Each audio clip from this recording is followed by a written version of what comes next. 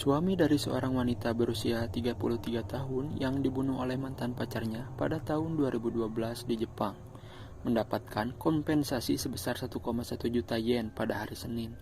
Lalu oleh pengadilan distrik Yokohama, cabang Yokosuka, setelah dia mengajukan tuntutan kepada pemerintah kota Jushi karena telah memberikan informasi tentang alamat istrinya kepada detektif swasta yang kemudian memberikannya kepada si pembunuh. Fuji TV melaporkan bahwa pria berusia 47 tahun tersebut mengajukan tuntutan untuk 11 juta yen pada bulan Oktober 2016. Karena dia mengatakan bahwa pemerintah kota telah ceroboh dalam membocorkan informasi yang menyebabkan pembunuhan istrinya yang bernama Rie Miyoshi. Dalam kasus ini, Hideto Kojutsumi, 40 tahun, membunuh Miyoshi yang merupakan mantan pacarnya di rumahnya di Jushi, Prefektur Kanagawa pada bulan November 2012. Hideto telah melacaknya dengan menggunakan jasa detektif swasta. Detektif tersebut menemukan nama lengkap Miyoshi dan alamatnya dengan menghubungi Departemen Perpajakan di Balai Kota. Dia kemudian memberikan informasi tersebut kepada Hideto. Detektif swasta itu, Hirotoshi Kohama, 61 tahun, dijatuhi hukuman 2,5 tahun penjara dengan 5 tahun masa percobaan pada bulan Januari 2015. Ketika suami Miyoshi mengajukan tuntutan tersebut, kota tersebut berpendapat bahwa orang yang menerima telepon tersebut tidak sadar bahwa penelpon tersebut adalah seorang penipu atau pembunuh. Juga tidak dapat diketahui bahwa karyawan tersebut memberikan informasi bahwa Miyoshi akan dibunuh.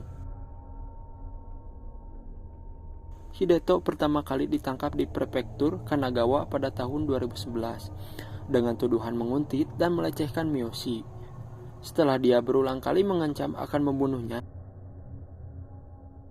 dalam serangkaian email setelah mereka memutuskan hubungan mereka tersebut.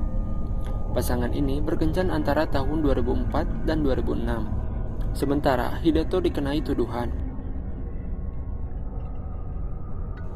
Seorang petugas membacakan surat perintah penangkapan yang menyertakan nama baru Miyoshi dan sebagian alamatnya.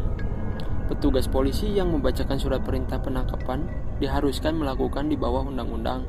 Namun, kemudian petugas tersebut ditegur karena tidak merahasiakan alamat dan nama keluarga Miyoshi setelah menikah. Laporan mengatakan bahwa Hideto menerima hukuman masa percobaan dan mulai mengejar Miyoshi lagi melalui email pada tahun 2012. Polisi mengatakan bahwa Miyoshi telah meminta pemerintah kota di Jushi untuk menyimpan informasi tentang alamat dan nama barunya yang sangat rahasia. Menurut polisi, file Miyoshi memiliki kode rahasia yang menyala saat diakses. Ini berarti bahwa tindakan pencegahan khusus karena dilakukan sebelum membocorkan rincian pribadi tentang informasi ini. Hideto kemudian mengirim pesan ke pemerintah kota untuk mendapatkan informasi tentang suami Miyoshi. Namun upaya tersebut gagal. Akhirnya dia meminta bantuan detektif swasta untuk mendapatkan nama dan alamat baru dari mantannya tersebut. Kohama memberi Hideto informasi pada 5 November 2012. Keesokan harinya, Hideto menikam Miyoshi sampai mati di apartemennya. Sekitar pukul 3 sore, Hideto bunuh diri dengan cara menggantung dirinya di balkon apartemen bertingkat 2 tersebut. Sayangnya, suami Miyoshi sedang bekerja saat pembunuhan dilakukan. Pencarian ponsel Miyoshi menghasilkan lebih dari 1.000 email telah dikirim oleh Hideto selama 2 minggu sebelum pembunuhan tersebut. Isi email tersebut mengacu pada kontrak Miyoshi yang dilanggar karena telah menikahi pria lain. Hideto juga menuntut kompensasi moneter atas pelanggaran kontrak. Setelah pembunuhan tersebut, polisi mendapat kritik keras atas penanganan kasus tersebut. Miyoshi telah meminta polisi untuk menangkap kembali Hideto, namun petugas mengatakan tidak ada yang bisa mereka lakukan karena pada saat itu pelecehan melalui email bukanlah sebuah kejahatan dan karena kata-katanya tidak mengandung ancaman.